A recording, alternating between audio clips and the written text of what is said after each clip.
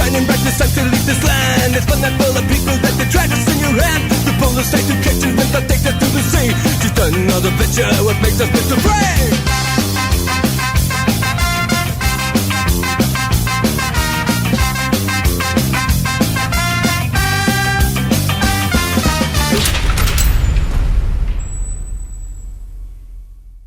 Welcome to On the Volley, our second podcast.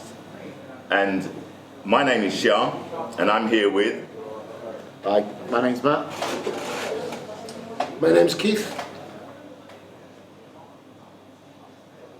Oh, I'll go, sorry. Okay, there's a little bit of a pause there, okay?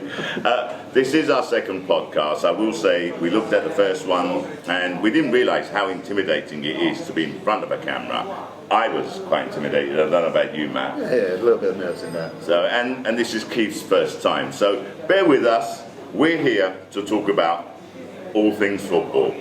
And the subject which we're going to be discussing today is Leicester City's FA Cup win. Lads, what did you think of it? Yeah.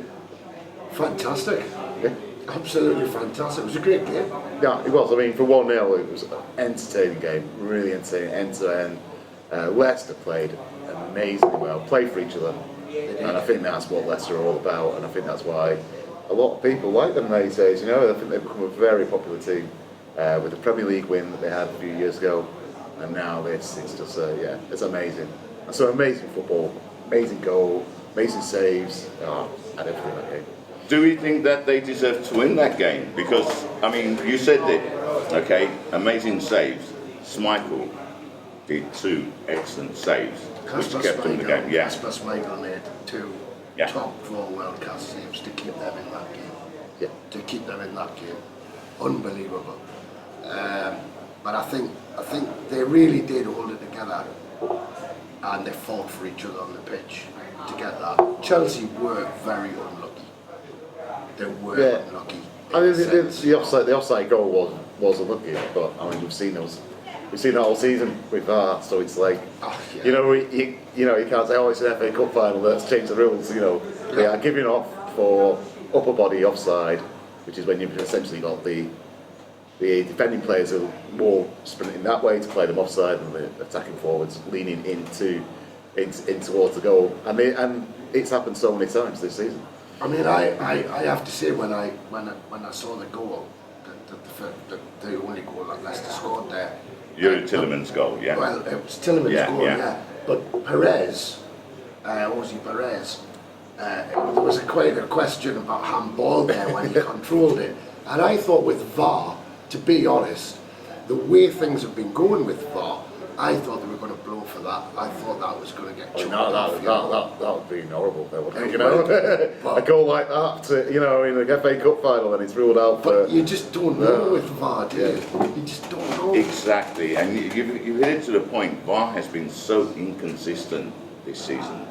Okay, and you know, we don't really know what a handball is nowadays and what a handball isn't. Even the professionals, even the pundits, okay, cannot explain to us what a handball is. More important, the people at VAR don't understand what it is. So yeah, exactly, exactly. So, and as for the offside, you said it.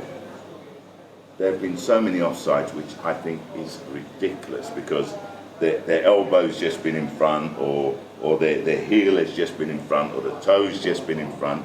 And I think that's ridiculous and it's spoiling the game. But it's supposed to be a goal-scoring part of your body, isn't it? So it's not actually supposed to be your arm. It's supposed to be sort of like this part of your shoulder here, which you can score. But I'm sure if we score with that part of the shoulder, it'd be disallowed for handball. Well, that'd be so, you know. I mean, essentially, the offside for Chelsea's goal was actually the arm, wasn't it? He was kind of leaning. I thought they drew the line from kind of here, right? Which is what you see, and we've had this a few times where we're saying, you know, you don't use your armpit to score a goal. So why they mention from the armpit, and it's like how back is the shirt, you know, is it like flapping there, and that's where they're drawing the line from. And these things are measured in millimetres now, and I think that's maybe a little bit too much accuracy. It's spoiling the game. The frame rate they've got when they're filming the game, because they've got 1 or 2 frames to choose from, haven't they? When the ball's kicked. But it is spoiling the game. Okay, we've been saying this all season. But if we get back to the actual game, okay, no one had Leicester to win. Okay, the favourites were Chelsea. And if you think about it on paper, Chelsea should have won that game. But that's the beauty of the FA Cup final. You know, the only other two teams that, let's say, are out of the top 6 that won were Portsmouth and Wigan. Yeah. And they're in League One now, Actually though. reminded me, yeah. They're in League One now, so, you know. Yeah, bad memories for you, that one. Last minute super sub, wasn't it? Well, you know. Who did they win against? Who? Can you remind us? Yeah. I think you'll finally beat us again the next year as well. Man City fan, by the way, yeah. I remember watching that with my dad, and we were watching it in the house here in Rome, and it was unbelievable. The guy came on. What was he called? The guy, Reddit. I can't remember his name. I can't remember. But he came on, and I think it was his first touch of the ball. Yeah, I think it was. Yeah. Slammed it, hammered Oh, it, yeah. and it just boom. I mean, talking of good headers to win games, leads us straight into yesterday's game. Exactly. Liverpool West Brom, which, you know, on paper, again, you would have thought Liverpool would walk that. They would walk that game. Yeah. But Because West not Brom the way it turned out. West Brom already relegated. Yeah. So they had already nothing to went play down, for, yeah. just pride. So Yeah, but sometimes those teams, they put in a performance, don't they? I mean, you know, there's a cynical thing that says the players are playing for, you know, For pride. new contracts in the Premier League, so they're going to put in a few good performances towards the end of the season. I mean, to be honest, I don't think players really can turn it on and off that much in a season when they've, you know, when just been relegated. So now I'm going to turn on my best form. I mean, it doesn't seem to make sense. It sounds like it's a bit difficult, that, isn't it, to do that, but I don't know. I mean, watching Newcastle United lately, they've all turned it on in the last few games, haven't they? that's since we gave you Joe Willock. Yeah. That's since we learned you Joe Willock. But to go back to that, okay, right? Do you think that was the fact that Liverpool felt the pressure? Yeah, I think it's And pressure. West You know, Brom it's a pressure didn't. So game, it was Liverpool themselves that put too much pressure on themselves. I mean, that goal by Alisson in the 95th minute. When he went up, we was all watching the game in the pub. Okay, I said Alisson's going to score. He did. I said Alisson was going to score. Bang, goal, man. Okay, so Unbelievable. They did pick him up, didn't they? You know, he just he kind of like just, you know, used it on him there and sort of like. Pushed it in, And, didn't he? yeah, and he's going to pick it up. All the other players are being picked up by a defender, and the defenders don't want to do with the goalkeeper, do they? Someone should have followed him. Somebody should have, yeah. But you know, it's Because what I difficult saw, to reorganise in that time frame, though, well, isn't it? what I saw, okay, was there were 2 West Brom players outfield, okay, because they weren't expecting Alisson to score. They were waiting for the ball to go out, no goalkeeper, so they'd score. And that was wrong. Somebody should have followed him. No one followed him because they didn't expect him to score. Well, it's like what I just said as well before we were on air there, like before we started recording this, about if you look back many times, if you go on a YouTube channel and look at goalkeepers who've scored in the last minute, they get up there. How many times are they just unmarked? I haven't checked it, to be totally honest. It's I don't know how many unbelievable. there are. So It is unbelievable. They cause a nuisance because they're usually pretty big guys, aren't they? You know, goalkeepers that are usually well over 6 foot, and it causes an issue for defenders, especially small defenders who aren't used to that physicality of a keeper coming at them in an attacking sense. You know. what I would like to point out, though, yeah, is that if we go back to Leicester City, the FA Cup final, they haven't, okay, been in a cup final for 52 years. Right. Was the last time they were in there. It's the first time they've won the FA Cup final.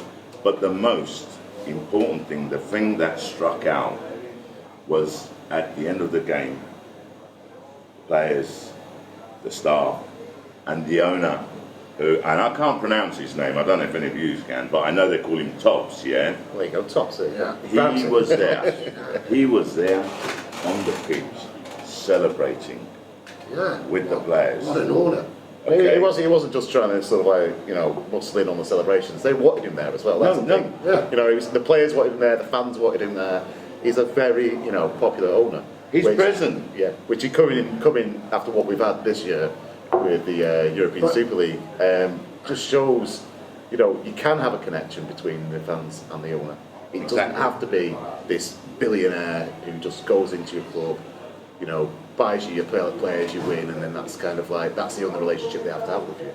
I think it is important that, you know, there is that connection between the guy at the top or the guys at the top and the people who go, he's go there, every week. he's present, he's involved, okay? He's involved in the day-to-day, okay, running of it. He, you know, he's got the football team in his heart, and he lives it, and that showed. Essentially, I mean, I've heard it said as well by, in the past, I've read a few things, the Leicester players say that he's part of the team.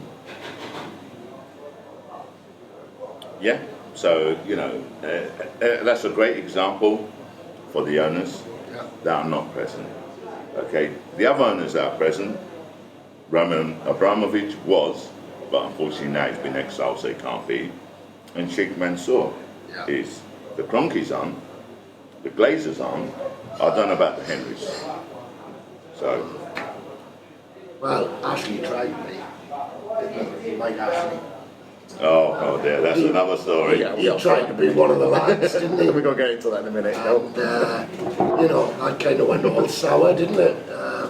You know, standing on the terraces there with his Newcastle shirt on. I think that this is an argument, because Newcastle is quite a hot topic for him, for another segment. Oh, definitely. Okay, so thank you for watching us. Put your comments underneath and please subscribe. And we'd like to thank our host, the Shamrock Pub in Rome, via the Colosseo, just round the corner from the Colosseum, who has kindly allowed us to record our podcast here. Thank you very much. See you next time. Thanks for watching. Thanks a lot. Thank you. Cheers.